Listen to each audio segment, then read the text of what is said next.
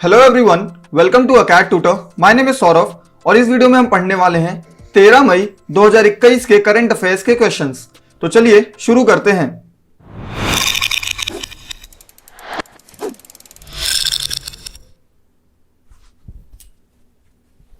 तो दोस्तों हमारा पहला क्वेश्चन है, मुख्यमंत्री कोविड उपचार योजना किस राज्य सरकार ने शुरू की है। ठीक है, मुख्यमंत्री कोविड उपचार योजना। तो दोस्तों जो मध्य प्रदेश सरकार है, मतलब मध्य प्रदेश के जो मुख्यमंत्री हैं मध्य प्रदेश के, इन्होंने अभी कोविड उपचार योजना, ठीक है, कोविड उपचार योजना इसकी शुरुआत की है। ठीक है दोस्तों, अब ये कोविड उपचार योजना को शुरुआत करने का उद्देश्य क्या था। ठीक है तो दोस्तों, जो आपको पता होगा कि जो आयुष्मान कार्ड होल्डर्स है हमारे यहाँ, आयुष्मान कार्ड होल्डर्स, तो दोस्तों एमपी गवर्नर ने अभी ये निर्णय लिया है कि जो आयुष्मान कार्ड होल्डर्स हैं इनका जो कोविड का ट्रीटमेंट होगा वो मुफ्त में किया जाएगा। कोविड का जो ट्रीटमेंट होगा दोस्तों वो मुफ्त में किया जाएगा। तो ये है आपकी कोविड उपचार योजना का उद्देश्य। ठीक है, अब साथ ही दोस्तों, अब जैसे कि आप देख रहे हो, आप ये भी स्टेट्स के बारे में बात हो रही है, तो हम इन सारे स्टेट्स के बारे में जो भी एक्स्ट्रा फैक्ट्स हैं वो सब अभी देखते हैं। तो जैसा कि दोस्तों मध्य प्रदेश है, तो मध्य प्रदेश के सीएम कौन है। मध्य प्रदेश के सीएम है शिवराज सिंह चौहान। ठीक है, कौन है, शिवराज सिंह चौहान। और दोस्तों शिवराज सिंह चौहान कहाँ के सीएम है, मध्य प्रदेश के। और दोस्तों यहाँ की गवर्नर कौन है, आनंदीबेन पटेल। आनंदीबेन पटेल, और आनंदीबेन पटेल दोस्तों उत्तर प्रदेश की भी गवर्नर है। और साथ ही दोस्तों जो मध्य प्रदेश है, यहाँ के चीफ जस्टिस कौन है, यहाँ के चीफ जस्टिस है मोहम्मद रफीक। ठीक है, मोहम्मद रफीक। और दोस्तों मध्य प्रदेश का फाउंडेशन ईयर क्या है, मध्य प्रदेश का फाउंडेशन ईयर, तो दोस्तों मध्य प्रदेश का फाउंडेशन ईयर है 1 नवंबर 1956। ठीक है, याद रखिएगा मध्य प्रदेश का 1 नवंबर 1956 क्या फाउंडेशन ईयर। साथ ही दोस्तों मध्य प्रदेश को और किस नाम से जाना जाता है, सोया स्टेट और टाइगर स्टेट। ठीक है, सोया स्टेट और टाइगर स्टेट। अब ऐसा दोस्तों ऐसा क्यों है, क्योंकि जो इंडिया में जो भी टाइगर्स होते हैं सबसे ज्यादा मध्य प्रदेश में पाए जाते हैं। और दोस्तों सोयाबीन का लार्जेस्ट प्रोड्यूसर हमारा मध्य प्रदेश है। तो ये था क्वेश्चन नंबर 1 के सारे इंपॉर्टेंट फैक्ट्स। और साथ ही दोस्तों मध्य प्रदेश से रिलेटेड जितने भी फैक्ट्स है वो हमने देखे। साथ ही दोस्तों जो आपके केरल है, केरल के मुख्यमंत्री कौन है, केरल के मुख्यमंत्री हैं पिनराई विजयन। ठीक है, पिनराई विजयन। और दोस्तों यहाँ के गवर्नर कौन है केरला के, वो है आरिफ मोहम्मद खान। आरिफ मोहम्मद खान। तो ये था दोस्तों आपके केरल से रिलेटेड 2 इंपॉर्टेंट पॉइंट। और साथ ही दोस्तों तमिलनाडु के अभी हाल ही में सीएम कौन बने हैं, एमके स्टालिन। ठीक है, और यहां के गवर्नर कौन है, बनवारी लाल पुरोहित। बनवारी लाल पुरोहित। और दोस्तों दिल्ली के सीएम कौन है, दिल्ली के सीएम है अरविंद केजरीवाल। ठीक है दोस्तों, अरविंद केजरीवाल यहां के सीएम है। और यहां के गवर्नर कौन है, वो है अनिल बैजल। ठीक है, तो लेफ्टिनेंट गवर्नर दोस्तों, और ये बहुत ही इंपॉर्टेंट है क्योंकि अभी ये बहुत ही न्यूज में रहे थे दिल्ली की गवर्नमेंट को लेके। तो ये तो क्वेश्चन नंबर 1 के कुछ इंपॉर्टेंट फैक्ट्स दोस्तों। चलिए हम क्वेश्चन नंबर 2 देखते हैं। क्वेश्चन नंबर 2 है हमारा, कौन सी space agency DOG-1 mission to moon launch करेगी। ठीक है, अब दोस्तों ये DOG-1 क्या है, ये एक सैटेलाइट का नाम है। क्या है, ये एक सैटेलाइट का नाम है। ठीक है, और इसके साथ ही दोस्तों याद रखिएगा कि ये सैटेलाइट लॉन्च किसने की है, तो स्पेस एक्स कंपनी। अब दोस्तों स्पेस एक्स का नाम आप बहुत सुना होगा अभी आपने रिसेंट में। ये एक अमेरिकन स्पेस एजेंसी है। ठीक है, अमेरिकन स्पेस एजेंसी, और ये की प्राइवेट एजेंसी है। ठीक है दोस्तों, ये प्राइवेट एजेंसी है। और अभी क्या है, इन्होंने डिसाइड किया है कि ये ईयर 2022 तक ये क्या करेंगे, एक DOG-1 मिशन टू मून ये लॉन्च करेंगे। मतलब ये सैटेलाइट को ये मून पे लॉन्च करेंगे। ठीक है, अब दोस्तों इसकी फंडिंग, मतलब इन्होंने क्या डिसीजन लिया है कि इसका जो भी फंडिंग होगा, मतलब इस सैटेलाइट को भेजने में जो भी एक्सपेंसेस होगा वो क्रिप्टो करेंसी पे किया जाएगा। ठीक है, अब ये क्रिप्टो करेंसी क्या है, ये एक डिजिटल करेंसी है। ठीक है, तो क्रिप्टो करेंसीज में इसको इस पूरे मिशन की फंडिंग की जाएगी। साथ ही दोस्तों स्पेस एक्स जो है ये कौन सी कंट्री में है, आप जानते हो, ये अमेरिकन एजेंसी है। ठीक है, ये एक अमेरिकन एजेंसी है। और इसके फाउंडर कौन है, तो दोस्तों एक सेकेंड, इसको हम पहले रब कर लेते हैं। तो दोस्तों ये जो स्पेस एक्स है, स्पेस एक्स के फाउंडर जो है, स्पेस एक्स के फाउंडर का नाम तो आप जानते ही होंगे दोस्तों, एलॉन मस्क। क्या है, एलॉन मस्क। ठीक है दोस्तों, एलॉन मस्क जो है स्पेस एक्स के फाउंडर है। और इसका हेडक्वार्टर कहां पे है, इसका हेडक्वार्टर है कैलिफोर्निया में। ठीक है दोस्तों, तो इसका हेडक्वार्टर है कैलिफोर्निया में। चलिए दोस्तों, हम इसके साथ साथ जो बाकी स्पेस एजेंसीज इसमें हमें क्वेश्चंस में गिवन है, हम इनके फुल फॉर्म्स देखेंगे और ये देखेंगे कि ये कौन सी कंट्रीज पे है। ठीक है, तो जो हमारा फर्स्ट है नासा। दोस्तों नासा जो है ये भी एक यूएस बेस्ड कंपनी है और इसका फुल फॉर्म क्या है? इसका फुल फॉर्म है national aeronautics and space exploration, ठीक है, national aeronautics and space exploration. दोस्तों ये अमेरिकन कंपनी है, national aeronautics and space exploration. तो ये एक इंपॉर्टेंट पॉइंट है दोस्तों, इसका फुल फॉर्म एग्जाम में पूछा भी जा चुका है। और जो दोस्तों ये जैक्सा है, ये कौन से कंट्री की है? ये है जापान की, ठीक है दोस्तों।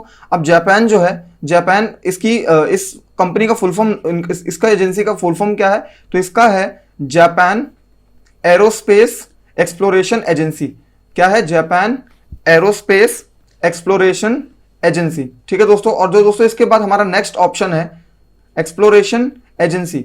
अब दोस्तों हमारा जो नेक्स्ट ऑप्शन है, ठीक है, इसरो। इसरो तो दोस्तों हमारे इंडिया का ही है, ठीक है, इंडिया। और इसका फुल फॉर्म तो आप जानते ही होंगे, इंडियन स्पेस रिसर्च ऑर्गेनाइजेशन, ठीक है, इंडियन स्पेस रिसर्च ऑर्गेनाइजेशन, ठीक है दोस्तों। ये जो आपकी स्पेस एक्स है, ये बहुत ज्यादा अभी खबरों में है, तो इससे रिलेटेड जो भी एक्स्ट्रा फैक्ट्स होते हैं, आप सारे फैक्ट्स को अच्छे से नोट डाउन करिए, क्योंकि इससे एग्जाम में क्वेश्चंस आने की पॉसिबिलिटी बहुत ज्यादा है, ठीक है। तो ये तो दोस्तों हमारे क्वेश्चन नंबर 2 के कुछ इंपॉर्टेंट फैक्ट्स।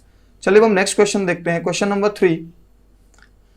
दोस्तों क्वेश्चन नंबर 3 है, टेनिस टूर्नामेंट मैड्रिड ओपन 2021 में पुरुष एकल का खिताब किसने जीता? पुरुष एकल का मतलब होता है दोस्तों मेंस सिंगल, ठीक है। तो अभी ये जो मैड्रिड है दोस्तों, सबसे पहले तो आप ये याद रखिए कि मैड्रिड किस कंट्री में है? तो ये एक स्पेन में है, ठीक है, ये एक स्पेन में है मैड्रिड। और अभी क्या है? मैड्रिड ओपन 2021 हुआ है, ठीक है दोस्तों। अभी इसमें कौन विजेता रहे हैं? तो अलेक्जेंडर ज़्वेरेव, ठीक है। कौन रहे हैं? अलेक्जेंडर ज़्वेरेव, ठीक है। तो दोस्तों जो अलेक्जेंडर ज़्वेरेव है, इन्होंने मैड्रिड ओपन 2021 पुरुष एकल का खिताब जीता है। तो दोस्तों ये एक इंपॉर्टेंट क्वेश्चन है। और दोस्तों ये कौन सी कंट्री के हैं जो अलेक्जेंडर ज़्वेरेव है? ये जर्मनी के हैं, ठीक है, जर्मनी, ठीक है, जर्मनी के हैं। और जर्मनी का कैपिटल है बर्लिन। और यहाँ की जो चांसलर, ठीक है दोस्तों, जर्मनी में एक्चुअली पीएम और ये जो है उसकी जगह पे चांसलर होता है, जो हेड ऑफ स्टेट होता है, ठीक है, चांसलर। उनका नाम क्या है? एंगेला मर्केल, ठीक है, एंगेला मर्केल। तो दोस्तों ये थे हमारे जर्मनी के फैक्ट्स। और याद रखिएगा जो आपके अलेक्जेंडर ज़्वेरेव है कौन सी कंट्री के हैं? जर्मनी के, ठीक है। और साथ ही दोस्तों इसके साथ हम देखते हैं कि जो बाकी 2 प्लेयर्स के नाम गिवन है, बहुत ही पॉपुलर प्लेयर्स हैं। देखिए नोवाक जोकोविक का नाम आप जानते होंगे, ये कौन सी कंट्री से हैं? ये है सर्बिया से, ठीक है। और जो आपके राफेल नडाल हैं वो कहाँ के हैं? स्पेन। तो दोस्तों स्पेन में ही अभी ये टूर्नामेंट हुआ है और राफेल नडाल भी स्पेन के ही खिलाड़ी हैं, ठीक है। तो ये तो दोस्तों क्वेश्चन नंबर 3 के हमारे कुछ इंपॉर्टेंट फैक्ट्स। तो याद रखिएगा कि मेन सिंगल्स का खिताब किसने जीता है? अलेक्जेंडर ज़्वेरेव ने, ठीक है। राफेल नडाल कहाँ के हैं? ये हैं स्पेन के। और नोवाक जोकोविक कहाँ के हैं दोस्तों? ये हैं सर्बिया के। और साथ ही दोस्तों जर्मनी का कैपिटल है बर्लिन। जर्मनी की चांसलर कौन है? एंगेला मर्केल, ठीक है। तो ये थे क्वेश्चन नंबर 3 के फैक्ट्स। चलिए हम नेक्स्ट क्वेश्चन देखते हैं, क्वेश्चन नंबर 4। दोस्तों एक्सरे में कोविड बीमारी की मौजूदगी का पता लगाने के लिए आत्मन आर्टिफिशियल इंटेलिजेंस तकनीक को किसने विकसित किया है? अब दोस्तों अभी तक कोविड के लिए सीटी स्कैन किया जाता था, लेकिन अभी क्या है कि जो हमारा डीआरडीओ है, ठीक है, आप डीआरडीओ जानते हो, हमारा इंडियन की एक ऑर्गेनाइजेशन है। तो डीआरडीओ ने अभी क्या लॉन्च किया है? कौन सी टेक्निक? उसका नाम है आत्मन एआई, आत्मन आर्टिफिशियल इंटेलिजेंस, ठीक है, आत्मन आर्टिफिशियल इंटेलिजेंस, ठीक है दोस्तों। अभी आत्मन आर्टिफिशियल इंटेलिजेंस एक्चुअली है क्या? तो याद रखिएगा कि अभी क्या हुआ है कि जो डीआरडीओ है उन्होंने ये टेक्निक निकाली है। इससे क्या होगा कि अभी आर्टिफिशियल इंटेलिजेंस पर बेस्ड मतलब कुछ सॉफ्टवेयर्स होंगे, ठीक है। अब उससे क्या होगा, ये एक्सरे जो होता है हमारी बॉडी का एक्सरे, तो एक्सरे की जो इमेजेस आएंगी उन इमेजेस को देख के पता लगाया जा सकता है कि पेशेंट जो है वो कोविड पॉजिटिव है कि नहीं, ठीक है, मतलब कि to identify COVID positive patients. तो ये था दोस्तों डीआरडीओ का उद्देश्य आत्मन एआई को लॉन्च करने का, ठीक है। अब दोस्तों इसके साथ साथ जो आपका डीआरडीओ है, डीआरडीओ से रिलेटेड हम कुछ इंपॉर्टेंट फैक्ट्स देख लेते हैं दोस्तों, ठीक है। तो अब डीआरडीओ से रिलेटेड क्या क्या फैक्ट्स हैं देखिए। सबसे पहले तो दोस्तों जो डीआरडीओ है आपका, डीआरडीओ का फुल फॉर्म क्या होता है, ठीक है। जैसे आपका ये डीआरडीओ है, इसका फुल फॉर्म क्या है हम पहले भी देख चुके हैं, defence research and development organisation, ठीक है दोस्तों। Defence research and development organisation क्या है? डीआरडीओ का फुल फॉर्म है, ठीक है। अभी जो डीआरडीओ है इसकी स्थापना कब हुई थी दोस्तों? ये 1958, ये बहुत बार आपके एग्जाम में पूछा जा चुका है, ठीक है। डीआरडीओ की स्थापना कब हुई थी? 1958। और इसका हेडक्वार्टर कहां पे है दोस्तों? ये है आपका न्यू दिल्ली में, न्यू दिल्ली में हेडक्वार्टर है किसका? डीआरडीओ का, ठीक है दोस्तों। तो याद रखिएगा ये क्वेश्चन एक इंपॉर्टेंट पॉइंट है आपका डीआरडीओ से रिलेटेड जितने भी फैक्ट्स हैं दोस्तों। इसरो जो है, इसरो का फुल फॉर्म मैंने अभी आपको बताया था, इंडियन स्पेस रिसर्च ऑर्गेनाइजेशन, ठीक है, इंडियन स्पेस रिसर्च ऑर्गेनाइजेशन। और दोस्तों आईसीएमआर क्या है? हमारे इंडिया का Indian council of medical research, ठीक है, Indian council of medical research. तो दोस्तों ये थे हमारे क्वेश्चन नंबर 3 के जितने भी इंपॉर्टेंट, क्वेश्चन नंबर 4 के इंपॉर्टेंट फैक्ट्स। तो याद रखिएगा ये टेक्निक जो विकसित की किसने, डीआरडीओ ने, ठीक है, डीआरडीओ ने। तो चलिए दोस्तों हम नेक्स्ट क्वेश्चन देखते हैं, क्वेश्चन नंबर 5। दोस्तों क्वेश्चन नंबर 5 है हमारा, national technology day that is राष्ट्रीय प्रौद्योगिकी दिवस कब मनाया जाता है, ठीक है। अब दोस्तों ये राष्ट्रीय प्रौद्योगिकी दिवस जो है ये कब मनाया जाता है, ये मनाया जाता है दोस्तों 11 मई को, ठीक है, 11 मई को क्या मनाया जाता है, नेशनल टेक्नोलॉजी डे, ठीक है। अब दोस्तों ये क्या है कि जो इसका उद्देश्य क्या है इसको मनाने का, ठीक है, इसका उद्देश्य क्या है, इसका उद्देश्य दोस्तों to celebrate the technological development and development by scientist and engineers, ठीक है, टू सेलिब्रेट टेक्नोलॉजिकल डेवलपमेंट, ठीक है, बाय इंजीनियर्स एंड साइंटिस्ट। तो दोस्तों अभी क्या है, बहुत सारी डिस्कवरीज होती हैं, बहुत सारे डेवलपमेंट्स हमारे इंजीनियर्स और साइंटिस्ट करते हैं, तो उनके जितने भी कंट्रीब्यूशन उनको एज अ रिकॉग्निशन देने के लिए और साथ ही दोस्तों उन सारे डेवलपमेंट्स को सेलिब्रेट करने के लिए ये दिवस मनाया जाता है। कब मनाया जाता है, 11 मई को, ठीक है। अब दोस्तों इस साल जो मनाया गया है हमारा 2021 में, ठीक है, 2021, तो 2021 की हमारी थीम क्या थी दोस्तों, याद रखिएगा, science and technology for a sustainable future. क्या है दोस्तों, science and technology for a sustainable, दोस्तों क्या है, science and technology for a sustainable future.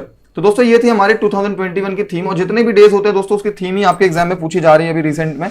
तो आप याद रखिएगा इसका उद्देश्य to celebrate the technological development by engineer and scientist and it's theme is science and technology for a sustainable future. और दोस्तों ये नेशनल टेक्नोलॉजी डे कब मनाया जाता है, ये मनाया जाता है आपका 11 मई को।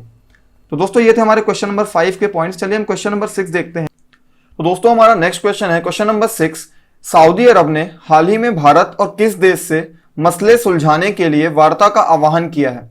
तो दोस्तों ये अब आप समझ ही सकते हो, ये है पाकिस्तान, ठीक है। तो दोस्तों जो सऊदी अरब है उन्होंने भारत को भी क्या बोला है कि जो भारत और पाकिस्तान को लेके जो इनके संबंध है दोस्तों, उन संबंध जितने भी उनको संबंध में जो प्रॉब्लम्स आई हैं, तो वो सारे मसलों को सुलझाने के लिए इन्होंने एक टॉक ऑर्गेनाइज करने के लिए भारत को बोला है।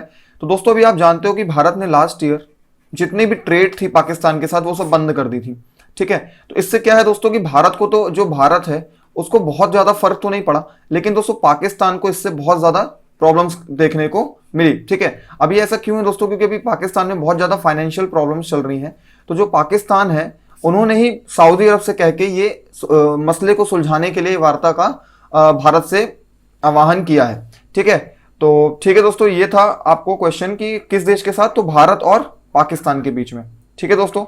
अब साथ ही दोस्तों हम इन सारे जितने भी कंट्रीज में गिवन है इस क्वेश्चन में, अब उनके हम कैपिटल्स देखते हैं। तो दोस्तों जो आपका चीन है, चीन का कैपिटल क्या है, चीन का कैपिटल है बीजिंग। अफगानिस्तान का कैपिटल है काबुल। पाकिस्तान का कैपिटल है इस्लामाबाद, ठीक है दोस्तों। और नेपाल का कैपिटल क्या है, काठमांडू, ठीक है, काठमांडू, ठीक है। तो दोस्तों ये थे आपके क्वेश्चन नंबर 6 के सारे फैक्ट्स। तो सऊदी अरब ने किस देश को बोला है, भारत और पाकिस्तान को। तो option number C is your correct answer. चलिए दोस्तों हम नेक्स्ट क्वेश्चन देखते हैं, क्वेश्चन नंबर 7। दोस्तों शेख जायद बुक पुरस्कार 2021 किसने जीता है, ठीक है। तो दोस्तों ये जो आपका शेख जायद बुक पुरस्कार है, ये किसने जीता है, डॉक्टर ताहिरा कुतुबुद्दीन ने, ठीक है। डॉक्टर ताहिरा कुतुबुद्दीन ने कौन सा पुरस्कार जीता है, शेख जायद बुक पुरस्कार। अब दोस्तों ये जो शेख जायद बुक पुरस्कार है इसको और किस नाम से जाना जाता है, तो दोस्तों याद रखिएगा अरब वर्ल्ड नोबल अवार्ड, ठीक है, अरब वर्ल्ड नोबल अवार्ड, ठीक है दोस्तों, अरब वर्ल्ड नोबल अवार्ड 2021। तो दोस्तों इस अवार्ड को क्या बोलते हैं, शेख जायद बुक पुरस्कार, और किसने जीता है, डॉक्टर ताहिरा कुतुबुद्दीन जी ने, ठीक है। अब दोस्तों ये अवार्ड किस लिए दिया गया है, इनकी एक बुक है दोस्तों, इस बुक का नाम क्या है, इस बुक का नाम है Arabic oration art and function, ठीक है। क्या है दोस्तों इस बुक का नाम, Arabic oration art and function, ठीक है दोस्तों। तो ये जो बुक का नाम है Arabic oration art and function, इसी बुक के लिए डॉक्टर ताहिरा कुतुबुद्दीन जी को शेख जायद बुक पुरस्कार से सम्मानित किया गया है। अब दोस्तों ये जो ताहिरा कुतुबुद्दीन जी हैं, ठीक है, ये अभी कौन सी कंट्री में एज अ प्रोफेसर वर्क कर रहे हैं, दोस्तों ये एक इंडियन ओरिजिन की है, ये याद रखिएगा, ये इंडियन ओरिजिन की है।